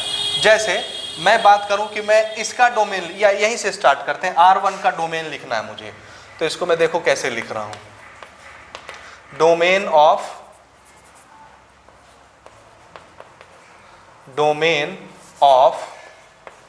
Relation number 1। पहले रिलेशन का डोमेन कौन सा होगा, तो आंसर है जितने ऑर्डर्ड पेयर हैं उसके फर्स्ट एलिमेंट उठा लो, तो कौन सा आएगा, ये भी एक सेट होगा भैया ना, याद रखना डोमेन भी क्या है, इट इज बेसिकली सेट। लेकिन कौन सा सेट, तो आंसर है इसके अंदर जो एलिमेंट आएंगे वो कौन से एलिमेंट होंगे, तो आंसर है रिलेशन के अंदर जो ऑर्डर्ड है, ऑर्डर्ड पेयर है, उसके पहले एलिमेंट का कलेक्शन। तो पहला एलिमेंट कौन है, 1 2 3, तो इसके अंदर क्या आ गया, 1 2 3, ये बन गया रिलेशन नंबर 1 का domain, this is known as domain. Same to same अगर मैं बोलूं कि मुझे डोमेन ऑफ R2 लिख के दिखाओ, दूसरे रिलेशन का डोमेन, तो क्या होगा, 1 और 2, बस 1, 2। इसी तरह मैं आपसे बोलूं कि मुझे डोमेन ऑफ R3 लिख के दिखाओ, तो R3 का डोमेन क्या होगा, आपको मालूम है कि सेट के अंदर हम किसी को रिपीट नहीं करते, एक ही बार लिखते हैं, इमैटेरियल होता है, ऑर्डर और रिपीटिशन अलाउ नहीं होता। तो 1 1 1 एक ही 1 लिखा जाएगा, 2 2 2 एक ही 2 लिखा जाएगा, 3 3 3 एक ही 3 लिखा जाएगा। तो फिर से इसको मैं क्या लिखूंगा, 1 2 3, फिर से अगर मुझसे बोला जाए कि आप R4 का डोमेन लिख के दिखाओ तो क्या होगा? R4 कौन सा सेट है? ये कौन सा एलिमेंट है इसके अंदर? कुछ भी नहीं है। तो डोमेन भी क्या होगा? कुछ भी नहीं। तो इसको चाहो तो ऐसे खाली छोड़ दो या एम्प्टी सेट बना के छोड़ दो। ऐसे भी दिखाते हैं एम्प्टी सेट को, ऐसे भी दिखाते हैं, कुछ भी कैसे भी बना लो। तो डोमेन भी क्या होगा चौथे सेट का? एम्प्टी सेट होगा। बात समझ रहे हैं डोमेन का मतलब क्या होता है? तो मुझे उम्मीद है कि यहाँ तक आपको बातें समझ में आ गई होंगी। अगली चीज समझो। अगला डोमेन समझ गए ना, इमेज समझ गए, प्री इमेज समझ गए, डोमेन समझ गए। अगली चीज सुनो। अभी हमने क्या किया? हम अभी रिलेशन के टर्म्स में बात कर रहे हैं, किसी अदर चीज के बारे में बात नहीं कर रहे हैं, रिलेशन के रेस्पेक्ट में। यहां पर जो ऑर्डर्ड पेयर है उसमें अगर हमने सभी ऑर्डर्ड पेयर के फर्स्ट एलिमेंट को उठा के एक सेट बनाया तो उस सेट को बोलते हैं डोमेन। और अगर हम फर्स्ट लेने के बजाय सेकंड एलिमेंट उठा करके सबका कलेक्शन बनाए तो उसको बोलते हैं रेंज। नोट करो, क्या बोलते हैं भाई? रेंज। रेंज, ठीक है। तो रेंज का डेफिनेशन क्या हो जाएगा? Same to same. मैं इसको मिटा के यहीं पे लिख रहा हूं, आप लोग करेक्ट कर लीजिएगा। Range in a relation R the set of all second element. बाकी सारी चीजें एज इट इज रहेंगी। The set of all second element of all ordered pair is known as range. तो अगर मैं बोलूं कि मुझे रेंज ऑफ R1 बताओ तो ये भी तो पर्टिकुलर एक सेट ही होगा। तो इसका रेंज कैसे लिखेंगे? R1 का रेंज क्या होगा? तो आंसर है हर ऑर्डर्ड पेयर में जो सेकंड एलिमेंट है उसका कलेक्शन, उसका सेट क्या कहलाएगा? रेंज। तो इसका रेंज क्या हो जाएगा? 4, 5, 6। ये इसी तरह से रेंज ऑफ R2 अगर मैं पूछूं तो R2 का रेंज क्या हो जाएगा? 5 और 6, सेकंड एलिमेंट का collection. This is known as range. और रेंज ऑफ R3 कितना हो जाएगा? R3 सेकंड एलिमेंट क्या आएगा? 4, 5, 6, फिर से 4, 5, 6 रिपीट हो रहा है, फिर से 4, 5, 6 रिपीट हो रहा है, इसलिए लिखेंगे तो हम एक ही बार 4, 5, 6। और अगर मैं बोलूं भैया R4 का रेंज बताओ, रेंज ऑफ R4, तो कोई रेंज नहीं होगी क्योंकि वो खाली सेट है। सेकंड एलिमेंट कहां से लाओगे? है ही नहीं, तो कुछ नहीं है, तो फिर से वो एम्प्टी सेट बन जाएगा। तो ये चार चीजें क्लियर हुई, इमेज, प्री इमेज, डोमेन और रेंज। बोलो भैया क्लियर है? बोलो, कोई डाउट? बोलते जाना है ना, ठीक है। समझ गए यहां तक? ये चारों वर्ड के डेफिनेशन, चारों वर्ड के यूजुअल मीनिंग क्लियर हो गए। आप इससे अगली चीज देखो। किसी भी रिलेशन को हम तीन तरह से लिख सकते हैं, तीन तरह से रिप्रेजेंट कर सकते हैं किसी भी रिलेशन को। दो तरह का रिप्रेजेंटेशन तुम्हारे सामने है हर जगह। जैसे यहां देखो, एक तरीका ये है रिप्रेजेंट करने का, ये, और एक तरीका ये है रिप्रेजेंट करने का। इस फॉर्मेट को क्या बोलते हो? Set builder form. शॉर्टकट में लिख देता हूं SBF। और इस फॉर्मेट को क्या बोलते हैं? Roster form, RF। तीन तरीके होते हैं किसी भी रिलेशन को स्पेसिफाई करने। इस जितनी बातें मैं आपको बता रहा हूं ये मैं रिलेशन के कॉन्टेक्स्ट में बता रहा हूं, किसी अदर के कॉन्टेक्स्ट में नहीं बता रहा। समझ गए बात ना? भावनाओं को समझना। तो मैंने बोला किसी भी रिलेशन को हम तीन तरह से रिप्रेजेंट कर सकते हैं। वो तीनों के नाम देखो। पहला तो हो गया सेट बिल्डर,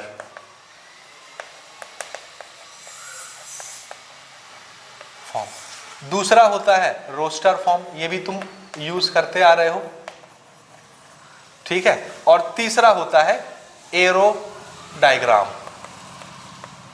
ये भी आप यूज कर चुके हैं। अभी मैं एक एग्जांपल से आपको इसको क्लियर करता हूं।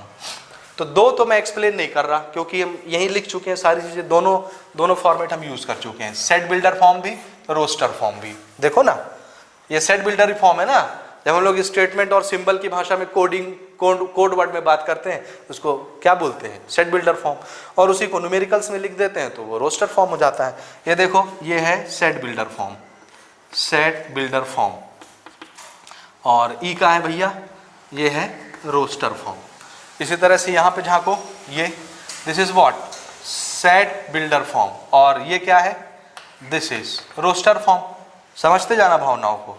ये क्या है, सेट बिल्डर फॉर्म, और ये क्या है, ये है रोस्टर फॉर्म। तो दो मेथड तो ऑलरेडी तुमको आ गए, या तो आप सेट बिल्डर फॉर्म में लिखोगे कोई स्टेटमेंट, रिलेशन भी एक सेट है, और सेट को आप दो तरीके से तो सेट के चैप्टर में ही रिप्रेजेंट करना सीख के आ गए हैं, set builder form, roster form. दुनिया भर के क्वेश्चन भी तो प्रैक्टिस किए थे, सेट बिल्डर से रोस्टर में बदलो, रोस्टर को सेट बिल्डर में लिखो, किए हो ना 1.2 1.3 एक्सरसाइज में, 1.1 में, यही सब तो तमाशा था वहाँ, ठीक है, समझ गए। तो ये दो रिप्रेजेंटेशन यहाँ पर आपके सामने अवेलेबल है, इसको मैं एक्सप्लेन नहीं कर रहा। रिलेशन को एक्सप्रेस करने का एक तीसरा मेथड है एरो डायग्राम। वो एरो डायग्राम भी आप यूज कर चुके हो, वो मैं यहाँ पर आपको दिखाता हूँ, जल्दी से देखो ना, इसको मैं मिटा देता हूँ और जल्दी से अपन आखिरी बात करते हैं, उसके बाद कुछ एग्जाम्पल, फिर एक्सरसाइज, और फिर ये टॉपिक खत्म, ठीक। एरो डायग्राम देखो, एरो, ठीक है। देखो अगली चीज जो मैं समझा रहा हूं वो है एरो डायग्राम। किसको रिप्रेजेंट करने का, रिलेशन। सिर्फ मैं रिलेशन के कॉन्टेक्स्ट में बात कर रहा हूं अभी, तो बहुत आसान है। जैसे मैं यही एग्जांपल ले लेता हूं, सेट ए और सेट बी। तो इसको देखो, हम पहले इस रिलेशन के बारे में बात करेंगे R1 के लिए ना। तो देखो सेट ए अपन ऐसे बनाएंगे, सेट बी अपन ऐसे बनाएंगे। ये हम क्या बता रहे हैं, ये हम बता रहे हैं ए का बी के साथ रिलेशन, R1 वाला, ये जो ऊपर मैंने मिटा दिया, R1 ए का बी के साथ रिलेशन, ये बता रहा हूँ। ए के एलिमेंट कौन कौन है, 1 2 3, बी के element 4 5 6, this is for set B. और इनका रिलेशन क्या था, R1 वाला रिलेशन ए और बी का क्या था ना, देखो ना, 1 का 4 के साथ, 2 का 5 के साथ, 3 का 6 के साथ। तो कैसे लिखोगे, एरो 1 का 4 के साथ, 2 का 5 के साथ, 3 का 6 के साथ। अब ये एरो यहाँ भी लगा सकते हो, या एनसीईआरटी के मुताबिक यहाँ बीच में भी लगा सकते हो। मैं दोनों तरह का बना के दिखाता हूँ। ये R1 वाला पहले रिलेशन का रिप्रेजेंटेशन हो गया, इस चीज का एरो रिप्रेजेंटेशन ये बन गया। तो हम चाहें तो ऐसे लिखें सेट बिल्डर फॉर्म में रिलेशन को, ऐसे लिखें रोस्टर फॉर्म में, या ऐसे लिख दें एरो वाले फॉर्म में। समझ गए, तीनों का मतलब एक ही है। अगला देखो भाई, R2 वाला क्या था, R2 दूसरा रिलेशन ए और बी के रेस्पेक्ट में, ए का रिलेशन बी के रेस्पेक्ट में। तो क्या आया था 1 5 2 6, ये देखते जाना भाई ना। ये ए बनाया मैंने, ये बी बनाया, this is A, this is B, this is 1 2 3, this is 4 5 6। किसका किसका रिलेशन है, 1 और 5 का, 2 और 6 का। तो ये देखो 1 और 5, तो चाहो तो एरो यहाँ लगा लो, अभी मैंने यहाँ लगा के दिखाया, एनसीईआरटी में वो यहाँ पर यूज करते हैं, तो यहाँ भी लगा सकते हो, कोई प्रॉब्लम नहीं है। एक चीज और बताता हूँ, 2 और 6 का, तो ये है 2 और 6, यहाँ भी लगा सकते हो, यहाँ भी लगा सकते हो, किसी एक जगह। अच्छा, एनसीईआरटी में एक और छोटा सा सिंबल वो यूज करते हैं, जब वो एलिमेंट लिखते हैं, एरो वाला रिप्रेजेंटेशन जब बनाना होता है, तो जब एलिमेंट लिखते हैं सेट के अंदर, तो एलिमेंट के सामने ऐसे डॉट लगा लेते हैं, ये डॉट। तो मैं तो यही कहूँगा कि ये कोई कंपलसरी नहीं है, आप लगाना चाहें तो लगा लें, नहीं लगाना चाहें तो कोई अपराध नहीं कर रहे हैं, आपको माफ है। समझ रहे, अच्छा टीचर ये सारी चीज़ें मेंशन नहीं करता, क्योंकि वो समझता है कि चीज़ें आपको समझ में आ रही हैं। तीसरा रिलेशन R3, ए से बी का रिश्ता, ये रिश्ता क्या कहलाता है, क्या कहलाता है, ये देखो बहुत कुछ कहलाता है। 1 2 3, अब ये थोड़ा सा मामला छोटा कर दें तब ना, नहीं तो ये बीच में आड़े आ जाएगा। 1 2 3, और ये मैंने बना दिया B 4 5 6, ठीक है। देखो थर्ड वाला, 1 का 4 के साथ, 1 का 5 के साथ, 1 का 6 के साथ। तो देखो 1 का 4 के साथ मैं यहाँ लगा दे रहा हूँ, 1 का 5 के साथ, 1 का 6 के साथ, हो गया। फिर अलग अलग कलर यूज कर लेता हूँ, मेरे पास कलर है, ठीक है। फिर भैया किसका देखना है, 2 का 4 के साथ, 2 का 5 के साथ, 2 का 6 के साथ। तो देखो 2 का 4 के साथ, 2 का 5 के साथ, 2 का 6 के साथ, दिख रहा है एरो रिप्रेजेंटेशन। बीच में भी एरो घुसा सकते हो, ऐसा कुछ नहीं है। 3 का भी 4 के साथ, 5 के साथ, 6 के साथ, तो 3 का भी 4 के साथ, 5 के साथ, 6 के साथ, ये हो गया एरो रिप्रेजेंटेशन। थोड़ा सा हौच पौच हो गया तो आप नाराज नहीं होंगे। और आखिरी वाला चौथा रिलेशन ए और बी के बीच का, this is A, this is B, 1 2 3 4 5 6, क्या रिलेशन होगा चौथा? देयर इज नो रिलेशन, तभी तो एम्प्टी सेट आया, कोई रिलेशन नहीं तो कोई एरो नहीं, बात खत्म। तो ये एरो वाला रिप्रेजेंटेशन हो गया किसी भी रिलेशन को दिखाने का। हो गई बात यहाँ तक? मुझे उम्मीद है यहाँ तक बात आपको समझ में आ गई होगी, ठीक है? और नहीं आई होगी तो आप फिर हमसे कंसल्ट कर सकते हैं, ऐसा कोई हमको प्रॉब्लम भी नहीं है, ठीक है? तो अभी मुझे इसमें और कुछ चीज़ें आपको बतानी है, तो उससे पहले आप इसको पॉज करके नोट करें, फिर हम आगे की बात करेंगे। आपने नोट कर लिया? अच्छा, इसमें देखिए एक आध चीज़ मैं छोड़ रहा था, मौके पे याद आ गया तो मैं आपको बता देता हूँ। हमने इमेज डिस्कस किया, प्री इमेज डिस्कस किया, डोमेन, रेंज, एक छोटी सी चीज़ छूट रही थी, दैट इज़ को डोमेन। एक और वर्ड आता है को डोमेन, उसको मैं यहीं पर जगह बना के लिख देता हूँ, आप भी एडजस्ट करके लिख लो और उसका मीनिंग समझ लो।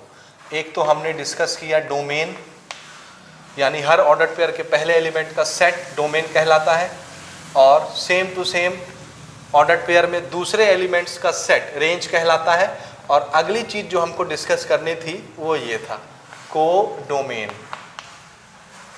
अब इसका मीनिंग क्या है, व्हाट इज को डोमेन? तो को डोमेन भी एक सेट होता है। कौन सा सेट? जब आप रिलेशन बताते हो एक सेट का दूसरे सेट के साथ रिलेशन, जैसे ए का बी के साथ, ए के एलिमेंट का बी के एलिमेंट के साथ रिलेशन हम बता रहे हैं, तो को डोमेन का मतलब ये होता है कि कोई जो दूसरा सेट होता है, दूसरे ही सेट को हम को डोमेन बोल देते हैं। लेकिन किसके कॉन्टेक्स्ट में? रिलेशन के। जब आप रिलेशन बता रहे हो तो पहले सेट का दूसरे सेट के साथ जब रिलेशन बताओगे तो दूसरा सेट ही क्या कहलाता है? को डोमेन। याद रखना भाई, दूसरा सेट ही को डोमेन कहलाता है, डोमेन, ठीक है? इसी तरह यहां पर भी जो दूसरा सेट होगा उसी को क्या बोलेंगे? को डोमेन। यहां पर भी जो दूसरा सेट होगा उसी को क्या बोलेंगे? को डोमेन। सेट बी को ही को डोमेन बोलते हैं, कोई जरूरी नहीं कि सेट बी को ही बोलते हैं ना। क्यों? क्योंकि अगर हमारा दिमाग घूमा और हम ये बोलेंगे कि भैया हम ए का बी के साथ रिलेशन नहीं बताना चाहते, हम बी का ए के साथ रिलेशन बताना चाहते हैं, तो बी यहां आ जाएगा, ए यहां आ जाएगा, तो फिर दूसरा सेट कौन बन जाएगा? ए। तो फिर उस समय ए को डोमेन कहलाएगा। तो हमेशा दूसरा सेट को डोमेन कहलाता है, याद रहेगा। तो इसका डेफिनेशन मैं नहीं लिखा रहा, ये ऐसे लिख लो, second set is known as को डोमेन, ऐसे भी लिख सकते हो। Second set is known as, पूरा का पूरा सेट ना, जैसे यहाँ बी है तो whole set B is known as को डोमेन, ऐसे भी लिख सकते हो। तो को डोमेन कोई बड़ी चीज नहीं है। अच्छा, अब एक बड़ी चीज यहाँ पर ये है कि हम लोगों ने देखो रेंज की बात की। रेंज किसको बोलते हैं? रेंज। अभी मैं इससे पहले एक्सप्लेन कर रहा था व्हाट इज रेंज। रिलेशन के अंदर जितने ऑर्डर पेयर होंगे उसका सेकंड एलिमेंट क्या कहलाएगा? रेंज कहलाएगा। सेकंड एलिमेंट का कलेक्शन सेट रेंज कहलाएगा। सेकंड एलिमेंट के कलेक्शन का सेट जो है वो रेंज कहलाएगा। अब सेकंड एलिमेंट का कलेक्शन का सेट रेंज कहलाएगा ना, और पूरा का पूरा सेकंड सेट ही क्या कहलाता है? को डोमेन। तो ये पूरा का पूरा सेट क्या बन गया है? ये पूरा का पूरा सेकंड सेट यही क्या है? को डोमेन, ठीक है। और रेंज आप कहां से निकाल रहे हो? यहां पर ऑर्डर्ड पेयर में जो सेकंड एलिमेंट आ रहा है इनके कलेक्शन को आप क्या बोलते हो? रेंज, ठीक है। और ये सब के सब कहां से बिलोंग करने वाले होते हैं? सेकंड सेट, बी सेट से। ये सब के सब किससे बिलोंग करते हैं? बी सेट से। बी से चेक कर लो, बी से बिलोंग करते हैं ये सब। तो ये सब जितने एलिमेंट मैं लिख रहा हूं ये सब क्या है? सेट बी के एलिमेंट है, तो सब सेट बी से ही ना बिलोंग करेंगे। और इन्हीं के कलेक्शन को हम क्या बोलते हैं? रेंज। तो जितने भी रेंज आप बनाओगे, यहाँ मैंने जितने भी रेंज लिखे थे मिटा दिए मैंने, जितने भी रेंज आप लिखेंगे वो सब के सब रेंज कहाँ से बनाए होंगे? इसी सेट से। इसी से निकल के रेंज बन रहे हैं, सेट बी से ही ना, क्योंकि रेंज किसको बोलते हैं? Second element. और हर सेकंड एलिमेंट ऑर्डर पेयर का किससे बिलोंग करता है? सेट बी से। तो सेट बी के एलिमेंट से कौन बन रहा है? रेंज। R1 का रेंज, R2 का रेंज, R3 का रेंज। तो रेंज भी क्या कहलाएगा? इससे निकल के बनने वाला। तो रेंज के अंदर जितने एलिमेंट आ रहे हैं वो सब इसी से निकल के आ रहे हैं। तो ये खुद कौन है? को डोमेन। तो कोडोमेन का सबसेट होता है range.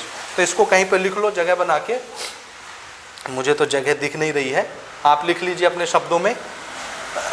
Range is always codomain, या इसको मिटाए दे रहा हूं मैं, इसकी जरूरत तो पूरी हो गई ना एरो डायग्राम की। कोडोमेन मुझे वहीं पे बताना था, रेंज के बाद मेरे दिमाग से थोड़ा सा उतर गया, कोई बात नहीं, ठीक है, ऐसे लिख लो। रेंज इज सबसेट और इक्वल टू कोडोमेन। इक्वल भी होता है और सबसेट भी हो, सबसेट तो होता ही है, इक्वल भी हो सकता है। जैसे R1 का अगर रेंज निकालोगे तो कितना आएगा, 4 5 6, और 4 5 6 ही तो सेट बी के एलिमेंट है पूरे पूरे। तो अब की बार रेंज पूरा पूरा सेट बी के बराबर हो गया कि नहीं, यानी कोडोमेन के बराबर हो गया कि नहीं, ये तो कोडोमेन है ना, कोडोमेन। तो कोडोमेन के इक्वल भी होता है रेंज, सबसेट तो होता ही है, हर सेट अपने आप का सबसेट होता है। तो याद रखना, range is always a subset of codomain. और कोडोमेन कौन होता है, हमेशा दूसरा सेट, पूरा का पूरा सेट कोडोमेन कहलाता है। ये हो गया। चलो यहाँ तक हमारी मोटी मोटी हिसाब किताब की बातें हो गई। अब हमको 3 एग्जाम्पल और लगाने हैं, ठीक है, और 3 एग्जाम्पल के बाद फिर अपन एक्सरसाइज पे आएंगे। और एक छोटी सी चीज़ और रह गई है जो हम एग्जाम्पल में ही बात करेंगे। एंड क्या, कौन सी चीज़ है, तो आंसर है कि किसी रिलेशन के अंदर टोटल नंबर ऑफ पॉसिबिलिटीज़ कितनी बनती है, या ऐसे कहूँ मैं, जैसे ये कार्टेशियन प्रोडक्ट है ए क्रॉस बी का, तो इसके अंदर ये जो ऑर्डर्ड पेयर है ये किसको रिप्रेजेंट करते हैं, रिलेशन को। तो कोई अगर 2 सेट दिया हुआ हो, तो 2 सेट दिए हैं तो उसके total possible relation, total number of possible relation कितने होंगे, नंबर ऑफ पॉसिबिलिटीज, या total number of entire number of possible relation कितने होंगे। वही है, एक सेट में कितने एलिमेंट हैं, दूसरे सेट में कितने एलिमेंट हैं, तो ए क्रॉस बी में टोटल नंबर ऑफ एलिमेंट कितने होंगे, या सबसेट कितने होंगे। अब हर रिलेशन तो इसका सबसेट होता है ना, ए क्रॉस बी का, यहाँ हमने लिखा ही है, कोई भी रिलेशन कार्टेशियन प्रोडक्ट का सबसेट होता है। तो कार्टेशियन प्रोडक्ट के कितने सबसेट बन सकते हैं, इसके जो सबसेट होंगे वही तो रिलेशन कहलाएंगे। फिर से सुनो इस बात को, ए क्रॉस बी के सबसेट्स जो जो बनते जाएंगे वही क्या होते हैं, रिलेशन। हर रिलेशन ए क्रॉस बी का सबसेट होता है, तो ए क्रॉस बी के जितने सबसेट बनेंगे वो रिलेशन कहलाएंगे। तो भैया कैठो सबसेट बनेंगे, कैठो रिलेशन बनेंगे, दोनों बात एक ही हो गई। अगर मैं ये बता दूं कि इतने रिलेशन बनेंगे, तो इसका सीधा सा मतलब ये है कि इतने सबसेट बनेंगे। रिलेशन की गिनती, सबसेट की गिनती एक ही चीज है, एक ही चिड़िया के 2 नाम, समझ रहे हो। तो हम एग्जाम्पल में ही डिस्कस करेंगे कि अगर हमको कोई 2 सेट दिए गए हैं तो उन दोनों सेट के total number of possible relationship कितने बन सकते हैं।